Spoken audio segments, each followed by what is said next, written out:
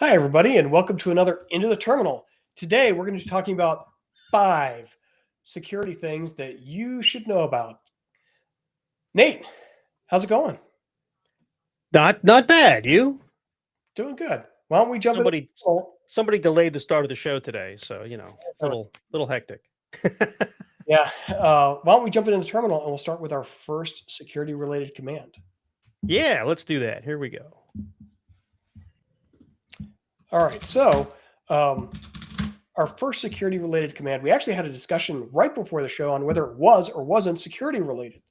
But it's something I use a ton when I do cyber competitions. Specifically, it's called strings.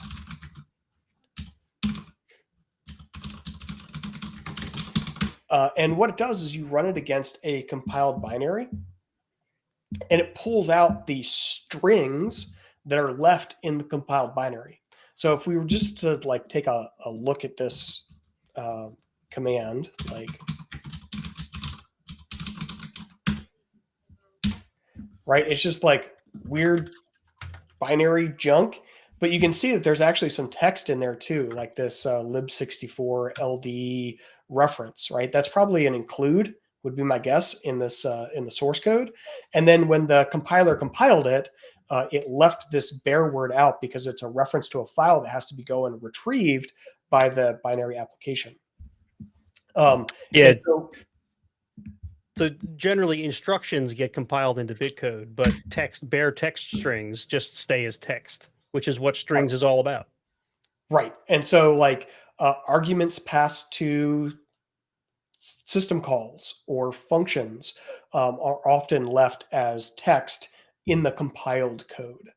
But where this is really useful from a cyber competition perspective is a lot of times there will be a task of what IP address does this application send data to? And the one way that you could solve for that is you could run the application, which is super dodgy, and then use tools like Wireshark to capture the packet data and then identify that application's packet data to then figure out what IP address it's corresponding to. So you're Or, suggesting I shouldn't just run the suspicious program? yeah, right. I would recommend against running suspicious programs. But because like connecting to a remote host, you have to pass the IP address of the remote host you're trying to connect to. That is often kept as a bare string Right. inside of the compiled application. And so I use strings a lot for answering those questions because I can just run strings. You can see here's all the words that are in the compiled binary, right? And you can, some of it's kind of goopy, but as you get further, right, you get to see some of the Established. stuff that's INET. right. Yeah, these are like things you'll see in the output of this particular command. So yeah. And so I just look for the thing that's an IP address, and then I put that in as my answer. And Yeah. more likely than not, that's the correct answer. And it's a really short way of retrieving that data to then submit in the cyber competition. Right. So strings, take all the stuff that's left as bare text in your compiled binary and just show it to me without all the Yep. binary goop with it. Yep. And then you can Now, I search guess that instead. it's worth mentioning this isn't foolproof, right? This data can be obfuscated, right? If someone who wrote the application really does not want you to find out where it's connecting to, they could do things to, I don't know, they can have logic in the program that would encode and then decode that string. And then you'd instead see a string that's a bunch of garbage that looks encoded in some way. So not always foolproof, but most people don't go to that length. Right. Well, because they have to edit that code later. So if they're like Yeah. storing it as hex, then they have to figure out what hex Right. thing they need to put in if they need to update Right. it later. So just for convenience, that's usually not how people will write their application because they have to maintain that I application mean, over time, just like any other software developer. personally, I like to make code that's as difficult to read as possible so that later I can't change it. That's why I started with Perl.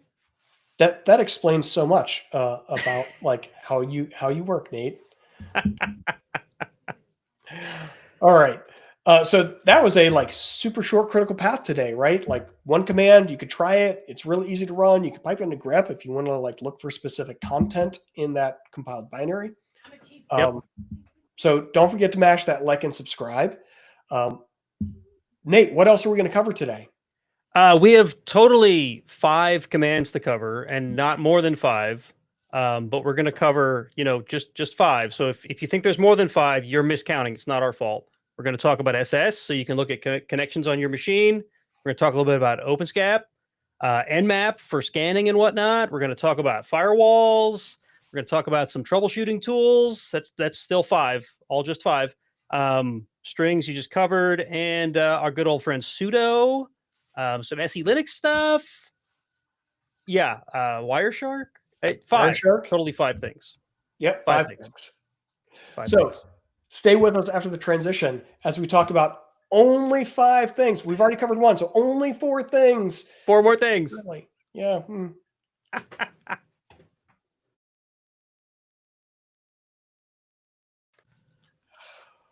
All right, so we started the episode planning with let's get 5 things that we think are interesting security related commands people should know about.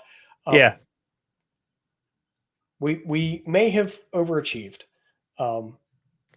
But I mean, if you're not going to do something well, why do it at all, right? Exactly. So Nate, what's our next command that we need to pay attention to? All right, so somewhat security, somewhat troubleshooting related. You're going to notice a lot of double themes here with some of these commands, but sometimes you just want to know what's listening on your machine, and this is security related because one is how are you going to identify what ports you need to have open or closed, how you want to maybe notice if there's something listening that shouldn't be, right? That sort of thing. So there's a command, used to be netstat, now it's SS. I forget what SS stands for. You probably know. Socket status. Socket status. There we go. But what SS will do is it gives you a number of ways of showing what's listening on your system. And it's not just TCP, right? You can also look for Unix sockets and whatnot. So I'm going to give you a couple of examples here. We're just going to run SS all by itself. And you notice it gives us a ton of output. It's not really filtered. It doesn't necessarily give us all the information that we want, but it's a start, right? But if you really want all the data, you can do an SS-A, and that will literally give you all the data. And when I was prepping for the episode, I ran these through word count just to see how much more data, and it's roughly 3 times the data. All your data times 3. So right. So if you're just absolutely not sure what you're looking for, just remember -A exists. Throw a -A on there, and it'll show you everything that is listening on your system. However, I'm going to give you a couple examples that are a little more common. Because a lot of these are full screen outputs. Let's change our format there on the screen. Okay, so SS, we can do -TULN. Okay, now what this does is it looks for TCP and UDP connections, shows me what's listening, because that's normally what I care about, and the -N outputs numeric instead of service names and sometimes DNS names. Netstat used to actually look up DNS names. It seems like SS doesn't do that. Sometimes that would really slow down the output, which is really annoying. So the -N has become habit for me. But see how in the example I've got here from the -A, it's got these names in here that it pulled out of Etsy services. When I do it with the -N, it shows me the port numbers instead of the names. So for me, that's actually more readable. For you, I don't know. It's up to you. But if I did this same command without the -N, you'd see it'll give me service names or names from Etsy services. If I do it with the -N, it gives me port numbers. Port numbers give me a thing I can actually work with, which is why I like that better. So you can see we've got 22 listening. We've got, I don't know what the heck 323 is, but that's listening. We've got 9090, that's of course web console, and these upper end ports, the 15, 779 and 778s. So that brings up a good question. What is 323? Why is that listening, right? Well, we can ask SS to tell us what process is listening on that port by adding a -P. And of course, the output's a little bit uglier, but we can find 323 here. And we'll see, oh, it's Crony. Crony's listening on 323. I'm not really sure why. Maybe there's a thing I want to firewall later, but we're going to talk about firewalls in a future section here. So there we go. You got any favorite SS commands there, Scott? Like you, I like Tulp, or Tulp N Right. is the numeric version, just because it Right. gives me all the stuffs. Cool. All right. So there you go, SS. And I have another demo coming right up. So actually, this one's not even a demo because I didn't cook up a demo. But the next command is OpenSCAP. So here, we'll just go to some discussion mode for OpenSCAP. Hold on.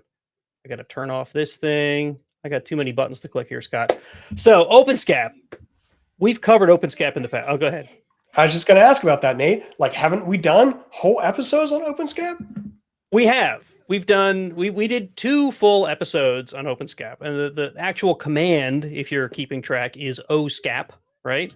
And it comes from the SCAP security guide, and I think SCAP tools. SCAP security guide installs everything you need to go with it. But it lets you apply security policies to a system, or scan for and then apply, I should say. And that's exactly what we covered in these other 2 episodes. So in the notes, we're going to include links to those episodes. So if you want to go watch them, but basically, if you need to adhere to certain compliance policies, it's exactly what OpenSCAP is there for. Things like DISA-STIG, the CIS benchmarks. We've talked about these, PCI DSS, right? There's policies in place. There's policies existing in that SCAP security guide for all of those. And you can scan your system and see how compliant you are. And then you can even have it go and remediate a good number of those things that would have tagged you or would have failed you in the past, right? So just keep that in mind. OpenSCAP's good stuff. Our good friend Jay Scar helped us out on those episodes. So good stuff. I know you guys covered DISA-STIG, which is interesting for public sector folks. Mm-hmm. And you guys also covered CIS benchmark. Yep. CIS benchmark is the Center for Internet Security benchmark. There's a couple different options, but if you're just getting into like, how do I make sure my machines are on a good security footing? That's a really good one to start off with. Yeah. There's also the Australian Essential 8, and ANSI is the French government regulatory one. That's also pretty good from like, these are basic good security policies that you want to follow. So any of those, even if you're not in like a public sector space, any of those are excellent first blush. I would like to make sure my machines are on a good security footing standards to try and comply with. Yeah, I mean, security, just like a baseline security, is good for anybody, right? You don't have to be a government agency to care about security. So maybe you don't want to apply DISA-STIG to your to your web server, but applying something like CIS level 1 or level 2, probably a good starting point. All right, so that's what, 3 out of our 5 lists, Out of 5, right? Yeah. Top 5. This is also, I'd like to point out the time where if you're a live viewer, ask those questions in the chat. If you're a third viewer, please leave comments down below, and we will read and respond to them, though sometimes as the Red Hat Enterprise Linux user instead of as our individual handles.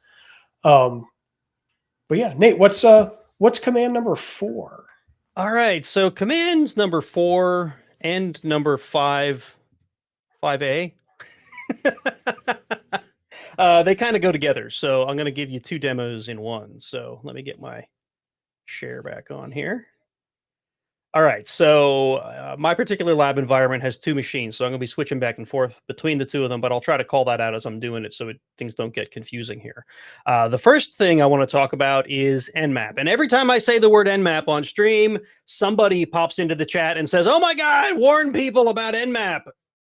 If you work in an environment where anybody is watching, anybody at all, if you have network security people or InfoSec people, make sure they know, make sure you have permission to do things like Nmap on your network. However, Nmap is a really useful tool for things like security baselining, right? So if you just deployed some firewall rules, or if you're trying to get a baseline of systems and you want to make sure that the things you think are true are actually true, Nmap is a great way to get that done. So it's included in a package that's just called Nmap. It's included with RHEL. And we're going to install it. I didn't install it beforehand because I wanted to show you what the package name was and stuff. We have touched Nmap in the past, so not exactly new territory here. But there we go. It's installed, you notice it installed a dependency called Nmap-Ncat. We're going to talk about that one in another one as well, but ignore that for now. Well, So, quick, before you actually go into the technical details of running Nmap, yeah, why, because of its behavior, would someone need to know about you using this tool? because it does port probes and port scans, right? And that's generally seen as bad, right? It's generally seen as the precursor to an attack. And I just realized I told you I have 2 machines and I forgot I installed this on the wrong one. So while we're talking, What's going to happen is we're going to run Nmap against another machine, and the scanning machine run that's actually running Nmap will kick off thousands of connections to our target machine to try and probe whether things are open or not open. And that's why you want to make sure that, one, you have permission to use this tool, and two, you notify people that maybe like your networking team or your security team that you're about to use this tool, because otherwise they will get this like big alert on their monitoring software that says like machine under attack, thousands connection received. And in a lot of environments, this is not a permissible tool to use. So you really want to make sure you have permission first. There are a couple ways that you could maybe avoid this. Like if your target machine was your own machine, so if you like nmapped your local host, that goes through the local host interface and would never hit the network. Or if you nmapped your own IP address on one of your own interfaces, that's going to not leave your machine for the scan. Right. So but it's when you're running it on external machines, like that looks really scary to network security people. Right. So Nmap by default, I forget what the upper boundary is, but it scans the first X number of ports. You can tell it to scan higher, but it is several thousand. You can see that in my default scan here, I just did a quick Nmap RHEL, and that Nmaps my RHEL server that's in my lab environment here. And you see it only got 1 port that's open, but that's port 9090, right? I think it goes up to like 10,000 on the base scan. So if you want to scan higher than 10,000, you have to tell it that. But that's actually a good point. If there's a specific port you're looking for, you can do an nmap dash, I think it's lowercase p, and then 9090, and it'll scan just that port. Or if, let's pick a port that's not open. Right, and it tells me, it doesn't say that it couldn't connect. Like, it doesn't say that, like, the output that it gives me here is filtered, which tells me that there's probably a firewall at the other end that told it, no, we don't accept connections for 1, 2, 3, 4. And that is true, because that's the next tool I was going to show you. Now we're going to go back and forth between Nmap and Firewall CMD, which is the thing that we use to interface with FirewallD, which is the sort of API that's in place that talks to NetFilter, which is the thing that runs in RHEL that actually does the firewall filtering inside of it. It's your host-based firewall, right? So we're going to do a firewall-cmd, what is it, -list all. What this is going to tell me is just like a basic summary of what FirewallD is configured to do at the moment. And you can see that services that are open are Cockpit, which is port, oh, what did I just do? Oh, wow, I can do like a, Scott, did you know you could do that? I just made a do that. Let me see if I can put that back, because that's going to be hard to read. Oh no, what have I done? Oh, drag the other one too. Yeah. There we go. Okay. Now they're on the wrong sides. I just totally messed everything up here. Let's put this back over there. There. Now we've got server and client back where they belong. Don't click and drag the tabs. It gets confusing. Okay, so where was I? That services that are open. So we can open up another service pretty easily. Now, FirewallD has a whole host of more extended options that we can deal with here. Things like zones, which are actually really helpful if you're in an environment where you want some systems to be able to connect or some IP ranges to be able to connect to a service, but others not. I'm not going to get into that today because I could spend the whole episode talking about FirewallD. We're going to just add the service HTTP. Okay, Now there's HTTP, there's also HTTPS, right? And these are definitions that are stored inside of Etsy. There's an XML file in there that has all these services defined. You can make your own if you want to. Again, not going that deep today. But now that we've added HTTP, and if you remember, in my SS output, right there was port 80. That's HTTP, right? But in my scan earlier, we didn't see HTTP because it wasn't open. So we're just going to do another Nmap on RHEL, and now we should get port 80 open as well. There we go. Now we have 80 open as well. So you can see that it's pretty easy to open a port. If I were to remove that, of course, then that would remove the port. But you can also, remember I added it by service name. If we want to do add port as well. Now, if you do it by port, you have to specify what protocol you're doing as well, right? So we're going to open SSH kind of manually by using port 22. And this is where that SS output with the numeric output is helpful. Because if you don't know what port the service you're looking for runs on, and you're not doing it in a numerical way, it's going to give you the name for it if your system knows what the name for it is. It would have said just SSH instead of 22, right? So, all right, so we do add port 22. If I do another Nmap over here. And Nate, I would like to point out that I actually prefer using adding services, because some services actually require multiple ports. And oh, absolutely. The service definition includes all the ports one would need for that service. Whereas if you do it by port numbers, you have to add all the rules for all individual ports you might need. Yeah, the reason I use that as an example, normally I wouldn't add SSH manually like that. I would just tell it to open the service SSH, but I didn't have another service to test with. So I did it manually that way. If there's a service that's not defined inside of the rules that already exist, then you're going to have to put them in manually or make a rule, right? But you're absolutely right. You could have a rule that says open web that does both 80 and 443. You could have a service like mail that depends on several ports, right? And you could say open up mail, and it would open up all of them, right? So that's definitely something to think about. Okay, this kind of leads into my next tool. Do we have any questions or anything about firewalling or nmapping? No, not yet. But this is command number 5 again. Yes, command number 5. We're going to go to command 5 next. Let me clear the screen again. Okay, so you ready for this? I'm ready. Telnet. Telnet is my next tool. Oh, People hate Telnet. Waiting for the rage in chat. Let's look. Just watch chat for about 2 minutes until the stream catches up. There's going to be rage, I guarantee it. It's not just Telnet, though. It's also NC or Netcat, which is the package I was talking about earlier that got installed along with Nmap. Both of these tools will do the same thing.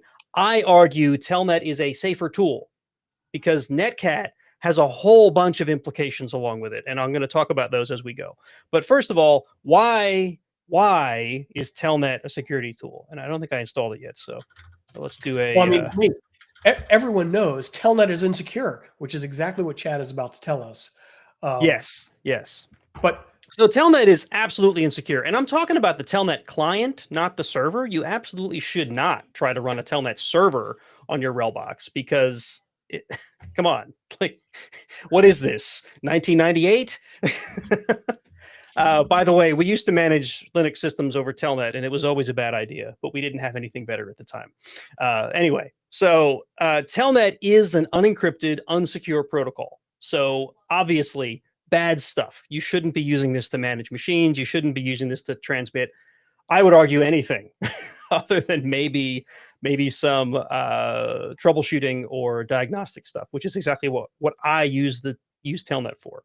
So what do I use it for? I use it to see if ports are open, right? So you can Nmap and see if a port's open, but is the service actually responding on that port?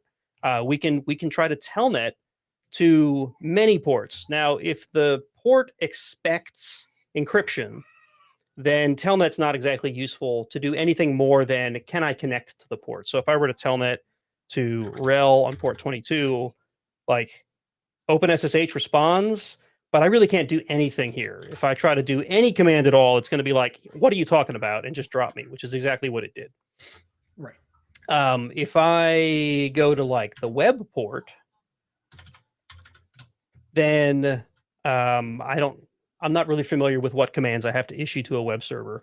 But if I do something like, what's that? Get, I think, is perhaps one. Yep.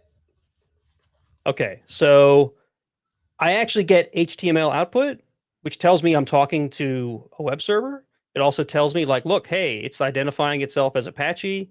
It told me it's a bad request, right? So this tells me some diagnostic information like, hey, cool, I connected to what appears to be Apache. It seems to be responding like I would expect Apache to respond.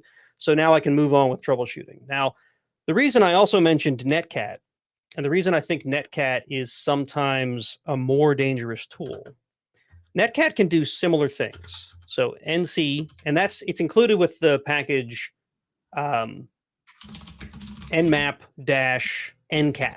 right? So this is like part of the Nmap tool set. But if we do NC space and then very similar output, let's go to RHEL on port 80. A very similar input, I should say. It should do the same thing. Why do I feel like it didn't connect? No, it did connect. Okay, it just didn't give me output. And there we go, right? So I hit enter and it told me bad request. So very similar to what I got with Telnet. The thing that scares me about Netcat is if you put this on a server in order to test connections between servers, like, I don't know, say that this is your database server to your web server or vice versa, right? I guess you wouldn't connect that way. You'd go from the web server to the database server. If you put Netcat on the machine and forget to remove it, right, you can do really horrible things with Netcat. I can use Netcat to open up a port, right? So if I do, let's see here, let's Control C out of this. If I did, and I didn't cook up an example for this, so maybe this is going to end up really bad, but if I do a NC-L, I don't know, 1, 2, 3, 4, and then I redirect the output to a file, what that just did is it opened up port 1, 2, 3, 4 on this machine, and it redirects the output to whatever I redirected it to. So now if I were to telnet, I don't know if I can telnet this direction. I can't telnet from this because I didn't install it. See what I mean by not cooking up a demo? If I connected to that port and issued a command, it would write the command to that file, which might sound innocuous enough. It's actually a good way to move really big blobs of data across a network if you don't have an easier way to transfer files. But you could also do things like redirect that output to bash, which would mean you'd have a remote shell. And that's a bad thing, right? So I don't like even putting Netcat on a server, even for troubleshooting, right? Which is why I still like Telnet better. Because Telnet, the client, while yes, there are some implications to having it there, it's not nearly as dangerous as Netcat. And I see that the chat has gone through with a whole bunch of other suggestions on other ways to test ports. So great.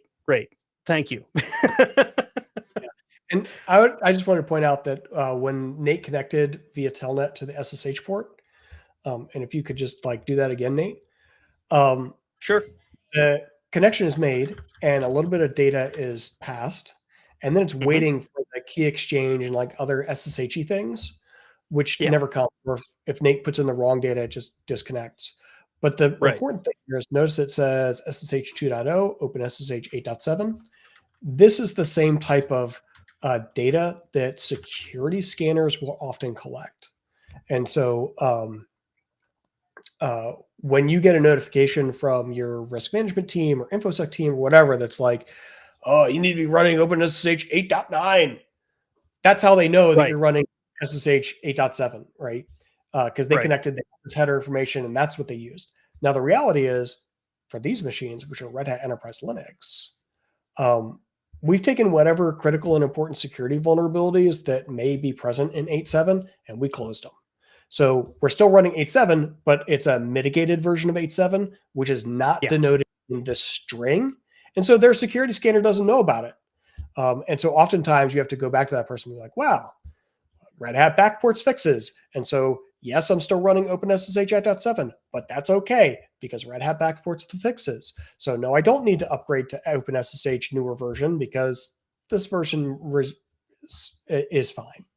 Right. And they may have additional documentation to kind of back that up. But this is how that data is being generated that then gets presented to you later of like, oh, you're running this version or that version and you need to change. And here's where they're getting it. Exactly. Most services will identify themselves. Apache did the same thing, if you recall, from when I did that test with Apache as well. It told me I'm Apache 2462, right, on RHEL, and it even what version of OpenSSL it's running, right? So that's exactly what those scanners are grabbing. All right. Other than the Telnet hate, anything else? You're surprisingly not a lot of it this time. I was Wow. I guess they're getting used to my lack of hate for Telnet. So Nate, the fifth command we want to talk about was sudo. Yes.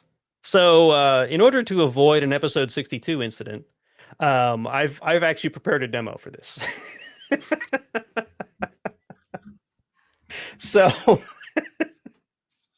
and folks who have done our troubleshooting challenges might recognize this because that's exactly where I grabbed it from. So if you're trying to do one of our troubleshooting challenges that has to do with sudo, watch this episode and you'll get the answer. So what we're going to do is we're going to create. So if you're not familiar with what sudo is, or sudo, people pronounce it different ways. It is a way to run a command as a different user, most commonly used for using a non-privileged user and running commands as root. Now, that's obviously not the only way that you might use sudo. You could use it, you know, if a tool or script runs as a different user and you need to use sudo to run as that user to run the script, you can also use it for that. But most commonly, it's just to give people administrative level access to do certain things that they have to do to be able to get their job done, or do all the things. If you're like the systems administrator, you might give all sudo access to somebody.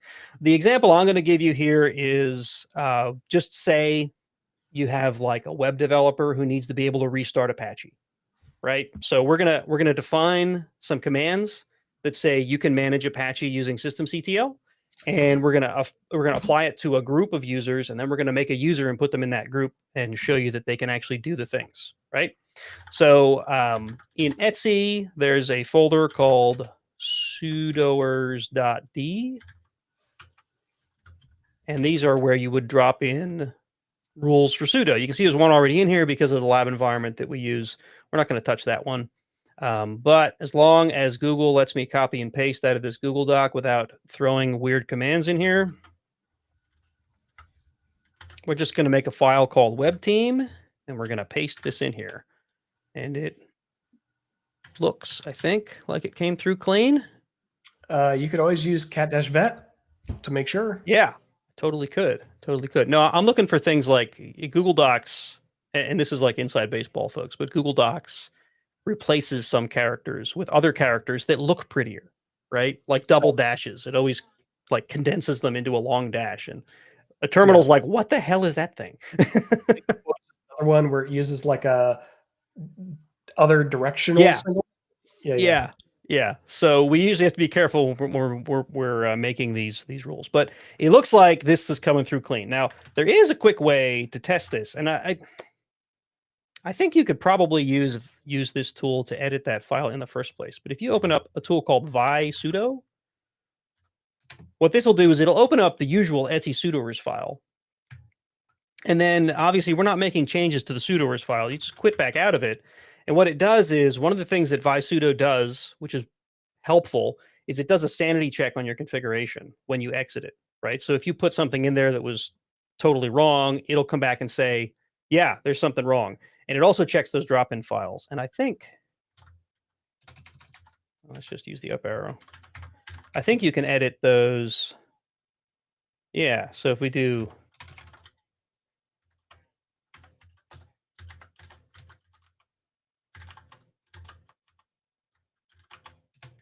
yeah, so we can edit that file directly. Opens it up in your favorite editor. It's not always Vi. It'll be whatever your terminal is set to the default editor, I think. So anyway, I tell you that only because it does that sanity check. It'll double check and say, do the rules that you just put in there look sane? Because if you borked your sudoers file, then sudo, I'm pretty sure, just kind of unanimously doesn't work properly after that, unless you go back and fix the thing that you did wrong, right? So just keep that in mind. All right, so what I did there, in fact, we didn't really go through this. I made a command alias called web services, and it has a whole list of commands that you're allowed to run, or I should say a group of commands that are in web services. Now you can tell a rule that your rule is allowed to run these or not allowed to run these. So you could make it an exclusive, exclusive instead of inclusive. I usually do inclusive rules, but I could imagine a case where there's certain things you absolutely don't want people to run. You could make a command set for that and say you cannot run this. You can make that exclusive. So anyway, then we make a rule here that says %web, which says the web group is allowed to run on all hosts, and it's allowed to use the web services command group without a password, right? So that's essentially what we're doing here. And you can see why I pre-cooked this. It actually took me a few attempts to make sure the the format of this was right, because you have to get all the syntax right, and some of it doesn't make sense. Like, why is the word all in there twice? Well, one of them is hosts and one of them's users. Why isn't just all hosts and all users? I don't know, but that's the way sudo is made. All right, so we're going to close that back out. Then we're going to make a user. Right? We're going to give Nate a user. We're going to add, and we're going to make a group called web. And then we're going to put Nate in that group. Oh.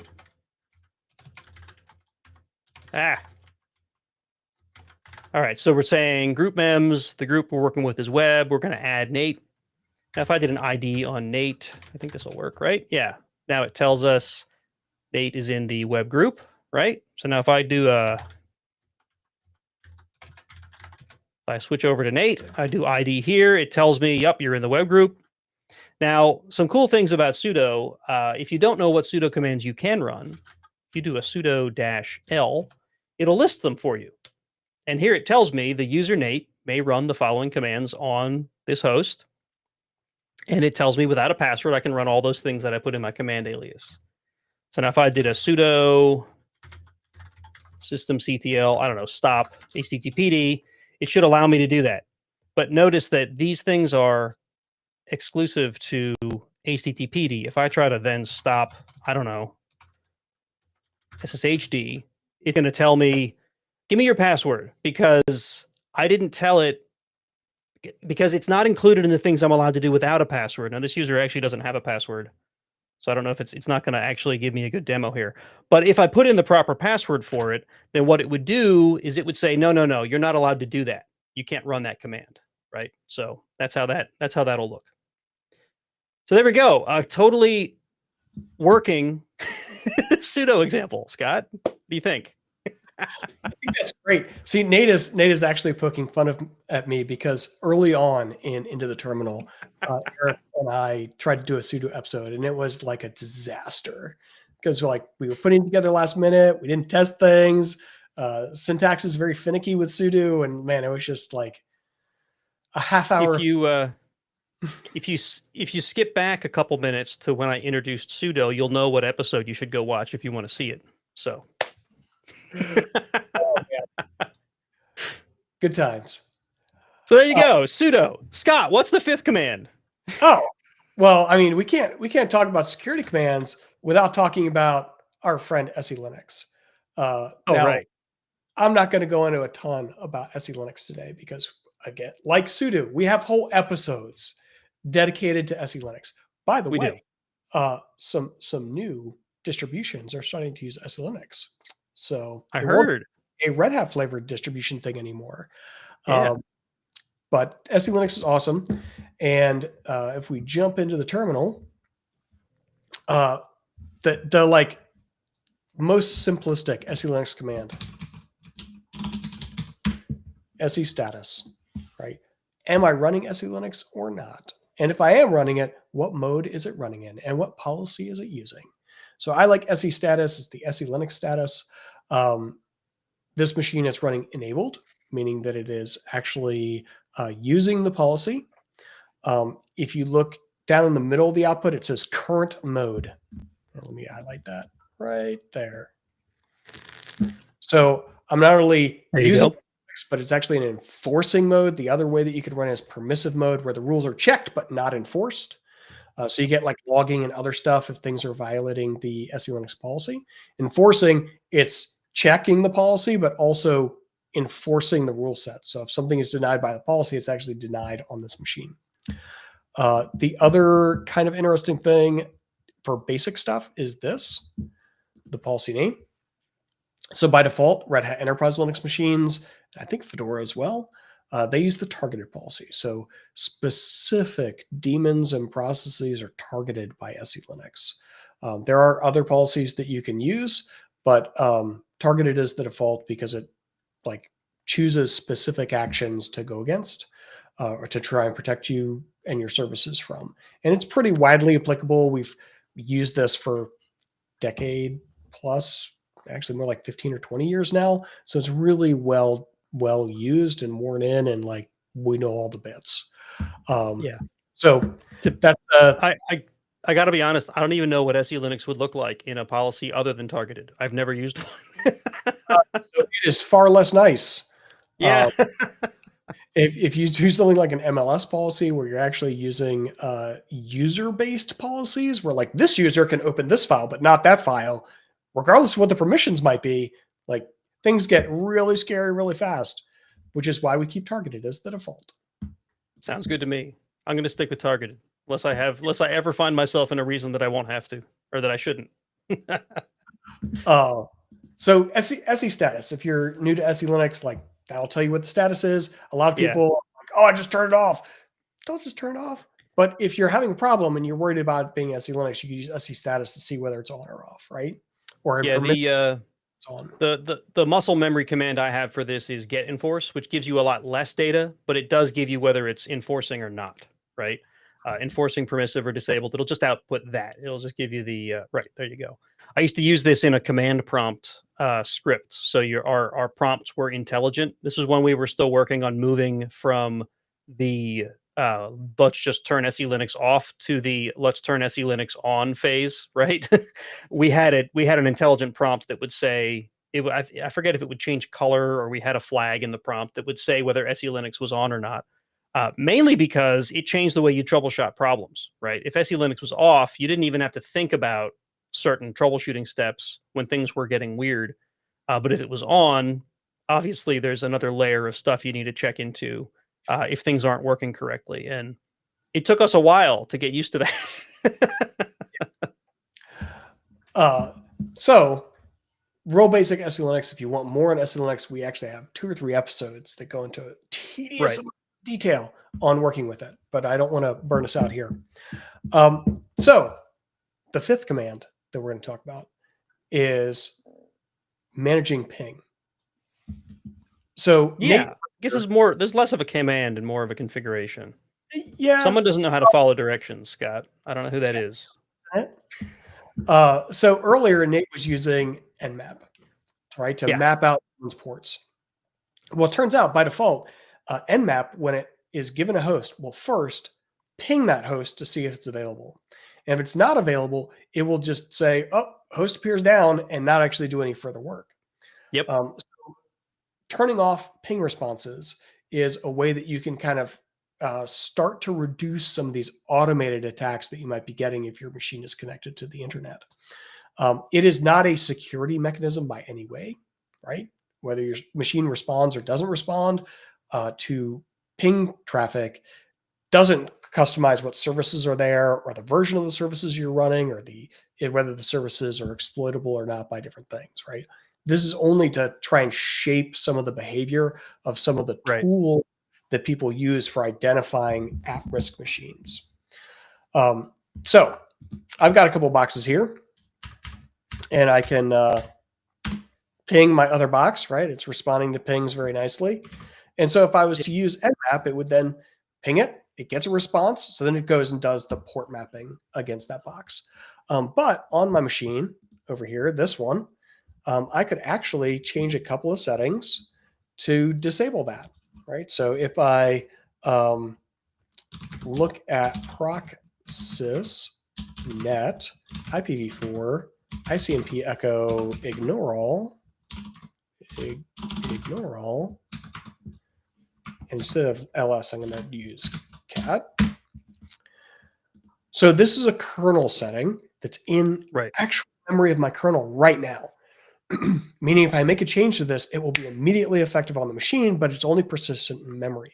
So there's two pieces of it. One is I can change the setting, but then I also have to persist the setting. So right now it's set to 0. I am not ignoring pings or really ICMP traffic. So if I toggle this, and then I move back to my other machine, I'm just going to recall the same command from history. But now, notice I'm not getting any responses. No more responses. Setting, and the machine that I'm trying to send pings to, which is ICMP formatted traffic, it's now ignoring all of that ICMP formatted traffic. Right. So when I control C it says, hey, I sent 18 pings and I got no responses. So this machine does not appear to be operational. That's it, man. You're secure. Done. No, not secure. I just changed the behavior of the machine. If I toggle it back to 0, so I am now responding to pings, right? There we go. So I'm once again responding to those ICMP messages. All right, so let me turn it off. That's changing the setting in memory, and it's immediately effective. But the other thing I need to do is I need to go into etc sysctl .d, and we can come in here and say net IPv4 ICMP echo ignore all equal 1. And that'll apply that via sysctl at boot time, or if you do a sysctl, what is it, -a? -a that reapplies it. One of them does. I don't remember what the sysctl command is to refresh or to reapply all the sysctls. Yeah. You can also add this to a tuned configuration file because it adjusts sysctls. So there are a couple different ways that you can make it permanent. But you want to make it persistent so that if you reboot the machine, it doesn't undo the change you just did in memory because it's got a fresh kernel boot with fresh settings on it, right? You want to reapply these changes to your booted system. But that's IPv4. If I look at the IP addresses on this machine. Oh man, IPv6. Everyone forgets IPv6. Everybody forgets IPv6, right? So there's which is a good reason to bring it up, by the way. All the examples I used in FirewallD were IPv4 too. So, so there's another ICMP setting for IPv6 as well. So if I take a cap on proc sys net, man, if I could type IPv6, and this one is called is in the ICMP subdirectory echo ignore all.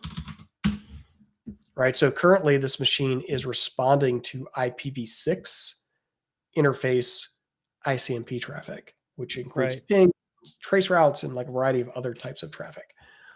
So I would want to go and do the same procedure that I just did in my IPv4 setting to my IPv6 setting as well, and persist it in either syscontrol.conf or one of the syscontrol files or in a tuned. So every time I boot the machine, it's remapped to ignore these ICMP requests. Now, this does have a hazard, right? If you're trying to troubleshoot networking, most of the time, people's first attempt at troubleshooting networking problems is, can you ping a host? Well, guess what? You just turn off pings. So you'll have to adjust or account for that in some of your troubleshooting behavior. So what I've seen done in a lot of larger scale networks is they will disable ICMP at the edge firewall or edge router, so that people from the outside can't reach in with ICMP, right? Which is primarily where your attackers are going to be coming from. But inside the network, you can still ICMP across the internal network. So things like your monitoring tools, your troubleshooting, they still work, right? So that's an option. Yeah. So as long as you're aware of it and you make changes to either how you're going to configure it, where you're going to configure it, or how you're doing your troubleshooting and management, all good. Right. But it'll use some of the things like all the automated scripty tools that try to connect to a machine and do Nmaps and then try to connect to the ports. They all start with verifying whether the host is up or down. Yeah. And how do they do that? By sending a ping. Right.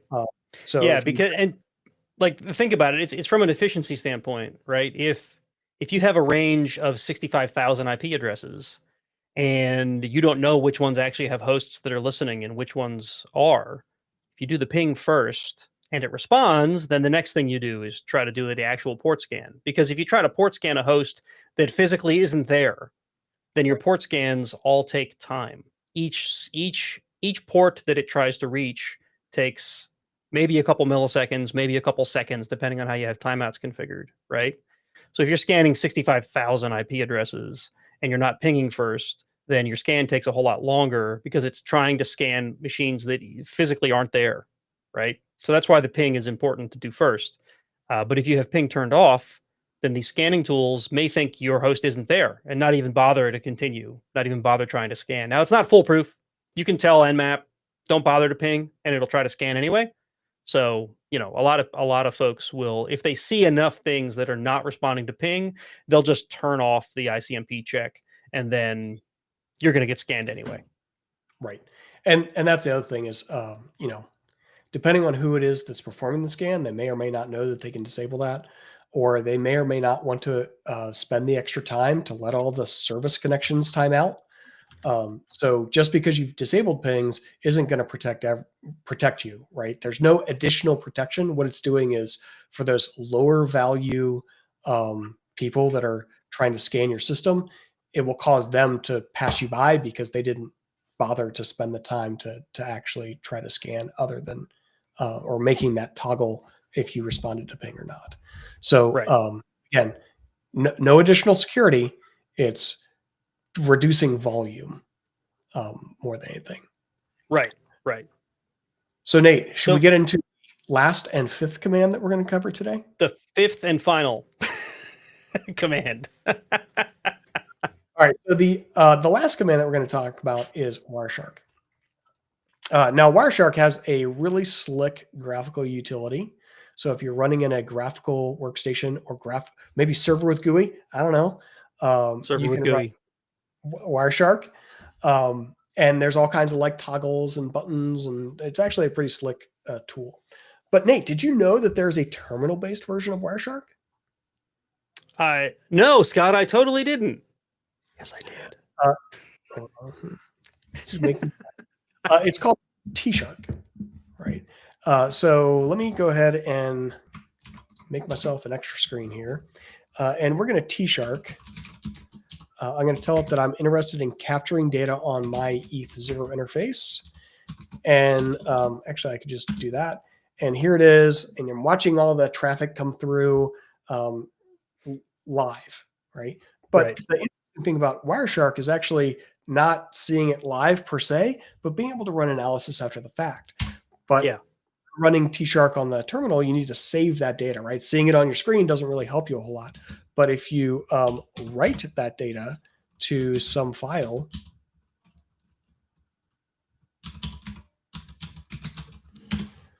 so now it's capturing that data, and you can see the number of packets it's capturing, incrementing them. And when I do things like SSH to another host, oops, how about 10.0.5 238? Oops, I put that backwards. 10.5.0 238. Yeah, so now I'm connecting to that box, and that was captured in that packet capture that I did. Right. So let me go back to my other thing, and when you hit Control-C, it stops capturing the packets. And if I run T-Shark and I tell it to read my file. I actually captured one of these earlier, so I'm going to use that instead. There we go. Right, there's all the packets it captured. But now that I have them stored in a file, I can do the extra analysis that Wireshark lets me do, which is, I think, where it's a more interesting tool. Yeah. One of the most beneficial tools that I've found, or like subtools within Wireshark that I've found, is being able to reconstruct the data that was actually passed as part of these connections. So like it's all, you can see the packets that were passed, what was actually in those packets. And not only what was in the packets, but like, was it interesting or useful? Right. So one of the things you could do for TCP formatted packets, because they're based off of TCP sessions, which is a whole collection of data that is transferred between the two hosts for a specific connection, you can actually have Wireshark list what all the available TCP sessions are. So I'm going to grab my, well, maybe I won't. I once watched a presentation on reassembling an entire VoIP conversation, that is a voice over IP telephone conversation, via Wireshark. They were able to capture the entire conversation and replay it, which is pretty crazy. Yeah. All right. So what I'm doing here is I'm saying go into my log file that I captured earlier, look for TCP connections out of that log file. I'm interested in the fields out of the packets that match TCP type. And specifically, I'm interested in the TCP stream number for all of those connections, right? And so it went through and like, here's all of the packets, and that number that's being displayed is the TCP session ID of each of the individual packets that was captured in that like 400 packet capture that I did. But that's a lot of data. And so what I'm really going to do is I'm going to take that list and pipe it to sort. I'm going to unique it, and I'm going to have it sorted by number, right? So there were 24 unique TCP sessions in that packet capture file that I got earlier. There you go. So then I can go about and say, hey, T-Shark, can you please reassemble these individual sessions and show me what was in there? So I'm going to grab one of them.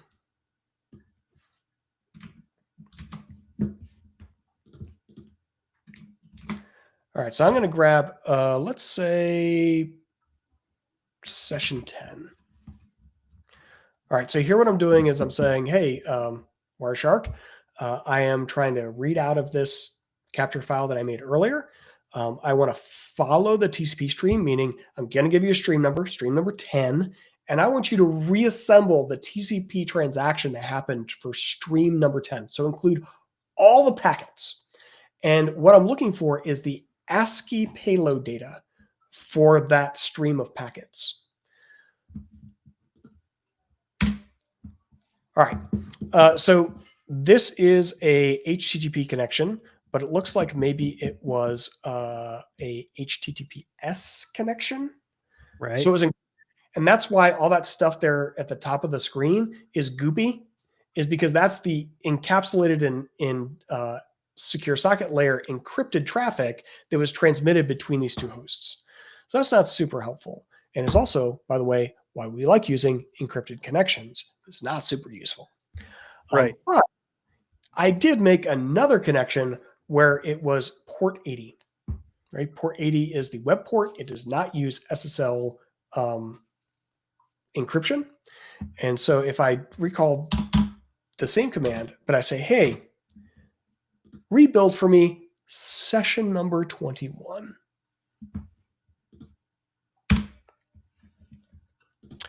So here's session number 21.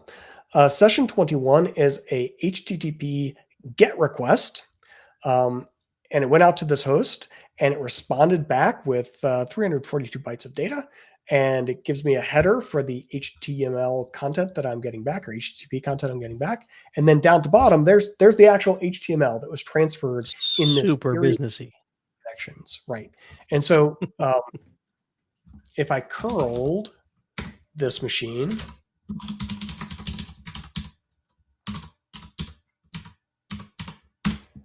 right, that was the web page that was transferred to me.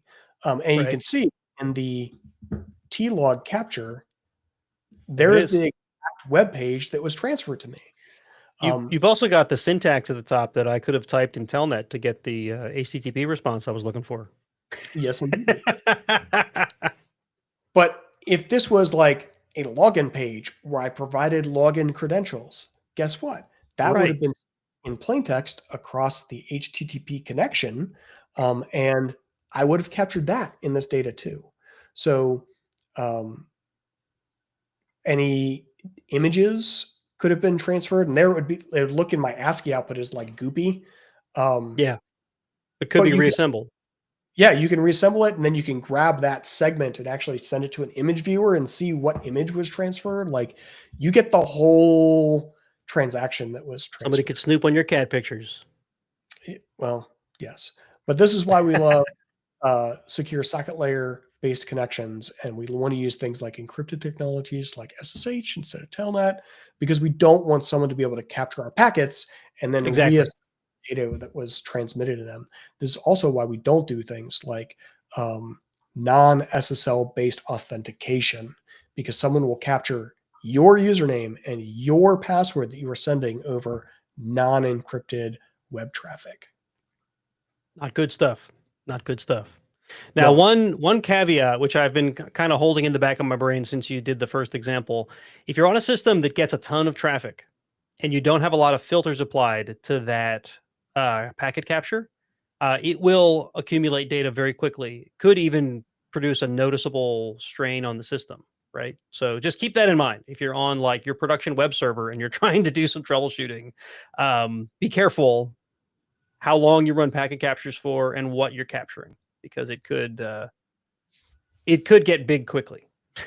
And I think that's the real concern, is like the size of the file that you're creating, that you're saving into. You realize you're doing a whole bunch of disk IO now to save the packets onto, and that's where the like strain comes from. The strain is not like capturing the actual networking data. That's passing through your machine anyway. Your kernel and everybody look at it anyway. It's more the like taking it out of the network stack and saving it to a file that is the extra process here with T-Shark. So just I think that may be it that I wanted to show, but was there a no? Let me also do a T-Shark -R. So I showed this earlier. This is like all the packets that were captured. So you get their packet ID. You get information about like the two hosts that were part of that connection, what type of connection it was, and some data about the connection that was made with this one packet. So you can go even to like individual packets. What I did with the stream ID is I took an individual packet and said, hey, this is part of a larger series of connections made with this protocol. Isolate all the packets associated with this connection and then reassemble what happened there. So that's where the stream ID stuff came into play. But so Nate, that's it. 5. It's a multiple of 5. We're good. So that's a bunch of security related commands that we think you should know. 5. Nate, 5 and another 5. We could make 2 episodes. I thought about that this morning. Then so next week we will be coming back with another Into the Terminal. Exact idea yet to be determined, but I'm sure it'll be. Maybe we'll just cut the second 5 and put them out next week.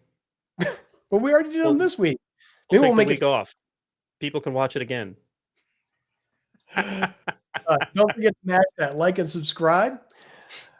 Nate, any parting words of wisdom before we close out the stream? No, I think we've probably worn on everybody's patience long enough already. Yeah. Have a great All right, one. see you next week. Oh man, now I gotta find the button. Sorry guys. Let me get the button. Here we go.